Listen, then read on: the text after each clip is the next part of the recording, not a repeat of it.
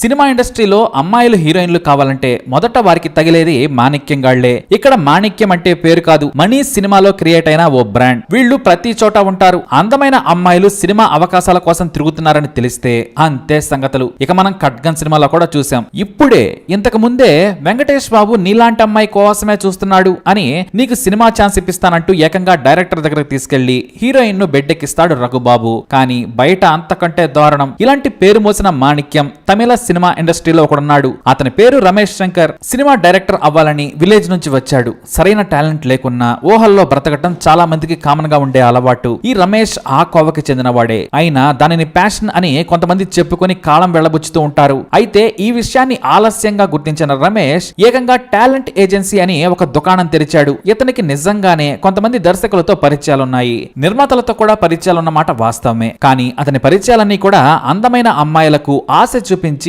కొంతమంది దగ్గరకు శృంగారం కోసం పంపటం వరకే. కొంత డబ్బిస్తే అందులో తాను 80% తీసుకొని 20% అమ్మాయిలకిస్తాడు. ఎందుకంటే సినిమా ఛాన్సుల కోసం 16 ఏళ్ల నుంచి 21 ఏళ్ల మధ్య వయసున్న అమ్మాయిలే తెలియక చెన్నై వచ్చేస్తుంటారు. ఇలా టీ నగర్ నుంచి చెన్నైలోని సినిమా స్టూడియోల వరకు ఎవరు దొరుకుతారా అని కాపు కాసేవాడు రమేష్. నెలకు కనీసం 2-3 అతనికి చిక్కటం చాలా సాధారణం. వారిని ముందుగా నమ్మిస్తాడు. ఏజెన్సీలో ఫోటోలు తీసుకొని 10,000 వరకు ఛార్జీలు వసూలు చేస్తాడు. యాక్టింగ్ మీద మెలకువలు నేర్పుతానంటూ వరుసగా 4 రోజులు తన స్టూడియోకి రమ్మంటాడు. ఎందుకంటే చిన్న చిన్న యాక్టింగ్ సీన్లు చేయకుంటే ప్రొడ్యూసర్లు డైరెక్టర్లు దగ్గరకు కూడా రానివ్వరని భయపెడతాడు. ఇక డబ్బున్న వారి దగ్గర అయితే ఎంతుంటే అంత లాగేస్తాడు. అమ్మాయిల ప్రవర్తనను బట్టి ముందు డబ్బు వసూలు చేస్తాడు. ఆ తర్వాత యాక్టింగ్ నేర్పిస్తానని దగ్గరై తనతో గడపాలని చెబుతాడు. ఇలాంటివి సినిమా ఇండస్ట్రీలో చాలా సాధారణం. నువ్వు ఏ దర్శకుడు నిర్మాత బెడ్ మీదకి వెళ్లకుండా ఇలియానా నయనతార అవుతానంటే ఇక్కడ దొబ్బదని మొహమాటం లేకుండా చెబుతాడు. నీకు సినిమా ఛాన్స్ కావాలంటే రా, లేదంటే నేను కొన్ని రెఫరెన్స్లు ఇస్తాను, వెళ్లి ప్రయత్నించుకో అని చెబుతాడు. అలా వస్తే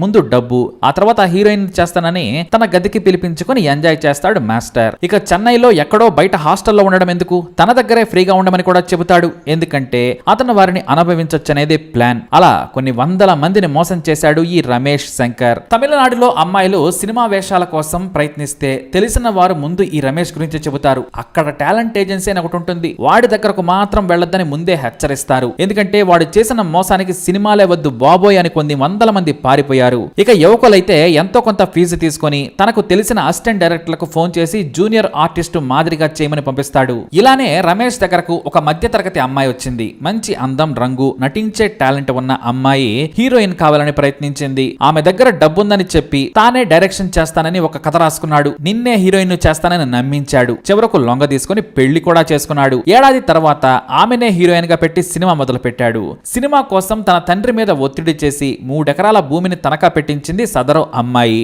రమేష్ ని వాళ్ళింటికి తీసుకెళ్లి సినిమా హిట్ అయితే దీనికి 100 రెట్ల డబ్బు వస్తాయని అమాయకులైన తల్లిదండ్రులను ఒప్పించి అప్పుల పాలు చేసింది. ఇక కూతురు భవిష్యత్తు కోసం తన భర్త డబ్బు అడుగుతున్నాడని ఆస్తిని తనఖా పెట్టి కొంత డబ్బుని ఇచ్చారు. సినిమా సగం కూడా పూర్తి కాలేదు. డబ్బు మొత్తం పోయింది. దీంతో తన తల్లిదండ్రులకు మొహం చూపించలేక 2011లో వారి ఇంట్లోనే ఆత్మహత్య చేసుకుంది రమేష్ భార్య. దీంతో రమేష్ మళ్లీ ఏజెన్సీని మొదలు పెట్టాడు. తన పాత సినిమా ఫీడ్ ను కొంత చూపించి అమ్మాయిలను బుట్టలు వేసుకోవడం మళ్లీ మొదలు పెట్టాడు. రమేష్ చేతిలో ఎంతో మంది మోసపోయారు. అంతేకాదు 7గురిని పెళ్లి చేసుకుని వారి నుంచి బంగారం, డబ్బు లాక్కొని వదిలేశాడు. కొంతమంది తమ బంధువులతో వచ్చి నిలదీస్తే కత్తి తీసి బెదిరించాడు. ఇక ఆ తర్వాత చాలా మంది రమేష్ తో గొడవలు పెట్టుకోలేక వదిలేసిపోయారు. ఇలానే శశిరేఖ అనే 34 ఏళ్ల యువతికి సినిమా నటి కావాలని పిచ్చి. వయసు పైబడినా సరే పెద్ద సినిమాలో మంచి పాత్ర దొరికితే చేస్తానని కాళ్ళెరగాల తిరిగింది. కానీ ఎంతో మంది వాడుకున్నారు తప్పితే సరైన ఛాన్స్ మాత్రం ఇవ్వలేదు. ఆమె చెన్నై సబ్బరన్ మాదిపక్కలో తల్లిదండ్రులతో కలిసి ఉండేది. ఆమెకు 2 చెల్లెళ్లు. ఇక పెళ్లై 7 ఏళ్ల కొడుకు కూడా ఉన్నాడు. కానీ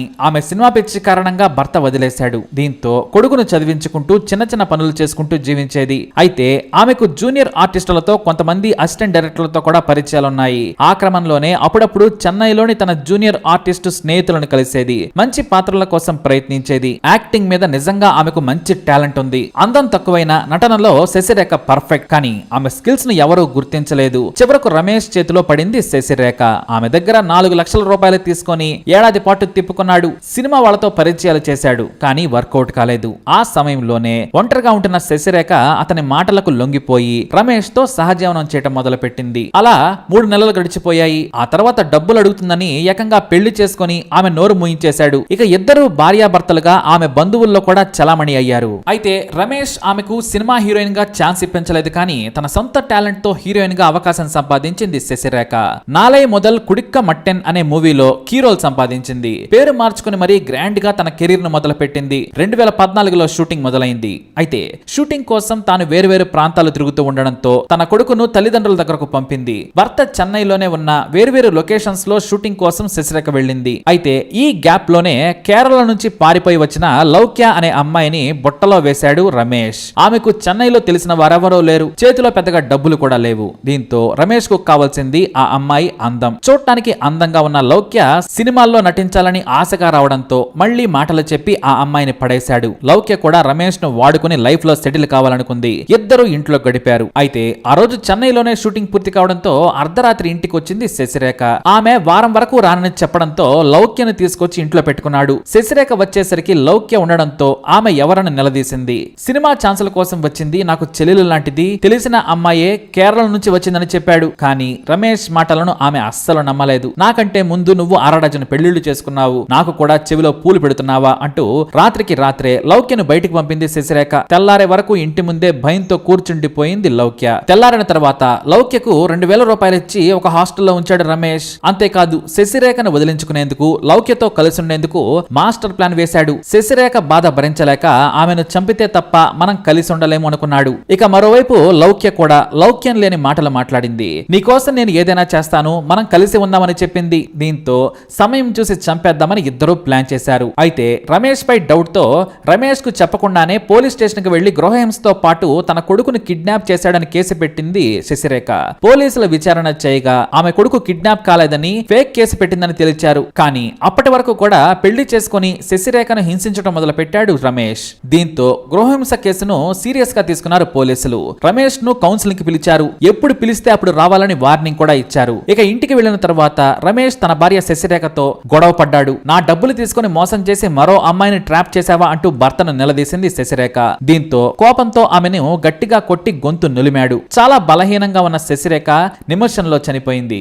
ఆ తర్వాత లౌక్యని పిలిచి మృతదేహాన్ని ఏం చేద్దామన్నాడు. లౌక్యం లేని అద్భుతమైన ఐడియా ఇచ్చింది లౌక్య. తల తీసేసి ఎవరో అత్యాచారం చేశారని భావించేలా చేద్దామని ఐడియా ఇచ్చింది. అదేదో అద్భుతమైన ఐడియా అన్నట్టుగా అతను కూడా ఫాలో అయ్యాడు. అదే రోజు రాత్రి అంటే జనవరి 6, 2016న ఇంట్లోనే బాత్రూమ్ లోకి తీసుకెళ్లి శశిరేఖ తలను మొండాన్ని వేరు చేశారు ఇద్దరు. ఆ తర్వాత తల భాగాన్ని బాత్రూమ్ లోనే ఉంచి రక్తం కారడం తగ్గిన తర్వాత మృతదేహాన్ని బెడ్షీట్ లో చుట్టారు. దాని మీద మళ్లీ ప్లాస్టిక్ కవర్ చుట్టి ఒక గోనె సంచిలో కుక్కారు రమేష్, లౌక్య.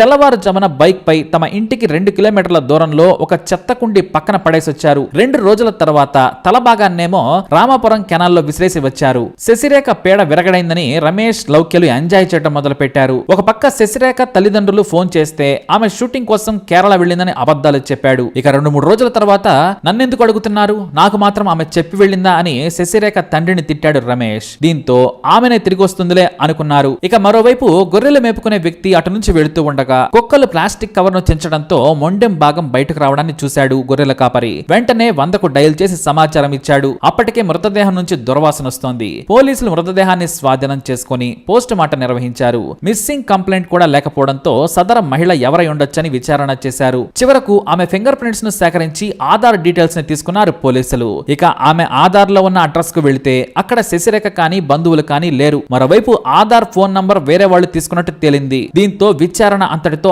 ఆగిపోయింది. అయితే ఇక్కడే ఒక క్లూ దొరికింది. గృహహింస కేసుల ఆధారంగా క్రైమ్ బ్రాంచ్ పోలీసుల విచారణ చేస్తూ ఉండగా రామాపురం ఎస్ఐ ఫోటోలను గుర్తించాడు. బాడీ దొరికినప్పుడు చాలా ఫోటోలు తీశారు. ఆమె ఎడమ చేయిపై కాల్చిన మచ్చ ఉంది. ఆమె భర్త రమేష్ పై కేసు పెట్టిన సమయంలో అదేమిటి అని చూసిన ఎస్ఐ ఆ మచ్చ గురించి అడిగాడు. చిన్నప్పుడు కామెర్లు వచ్చాయని కాల్చారని చెప్పింది. తన భర్త కాల్చిన వాత కాదని చెప్పిన విషయం ఆ ఎస్ఐ గుర్తించాడు. వెంటనే పాత ఫైల్ తీసి చెక్ చేసుకున్నాడు. అది సరిపోలింది. ఇక ఆమె భర్త రమేష్ అని తేలింది. ఇక ఇంతలో నెల రోజులు గడిచిపోయేసరికి శశిరేఖ కనిపించడం లేదు అని చెన్నైలో మరో చోట ఆమె తండ్రి ఫిర్యాదు చేశాడు. దాదాపు నెల రోజులు శశిరేఖ షూటింగ్ లో బిజీగా ఉందని ఆమె తల్లిదండ్రులను నమ్మించాడు రమేష్. కానీ ఆమె ఫోన్ ఒక్కసారి కూడా కలవకపోవడంతో అనుమానించి ఫిర్యాదు చేశారు తల్లిదండ్రులు. ఇక పోలీసులు రమేష్ ఇంటికి వెళ్లగా లౌక్యతో ఇంట్లో ఎంజాయ్ చేస్తూ ఉన్నాడు. ఆమె ఎవరు అని ప్రశ్నించారు పోలీసులు. ఆమె నా చెల్లెలని కహానీలు చెప్పడం మొదలు పెట్టాడు. స్టేషన్ కు తీసుకెళ్లి తమదైన శైలిలో వేలాడదీయగా మొత్తం కక్కాడు. శశిరేఖ తనకు లౌక్యకు అడ్డుగా ఉందనే చంపామని ఒప్పుకున్నారు. ఇద్దరిని అరెస్టు చేసి జైలుకు పంపారు పోలీసులు. అయితే దురదృష్టం ఏమిటంటే సరిగ్గా పోలీసులు రమేష్ రమేష్ ను లౌక్యను అరెస్టు చేసిన రోజే శశిరేఖ నటించిన సినిమా నాలై మొదల్ కుడిక్క మట్టెన్ థియేటర్స్ లో విడుదలైంది. వెండి తెరపై తనకు తాను హీరోయిన్ గా చూడాలనుకున్న కల నెరవేరింది, కానీ ఆమె చూసుకోలేకపోయింది. 34 ఏళ్ల వయసున్న మేకప్ తో 25 ఏళ్ల హీరోయిన్ లా మారి మంచి నటన ప్రదర్శించింది శశిరేఖ.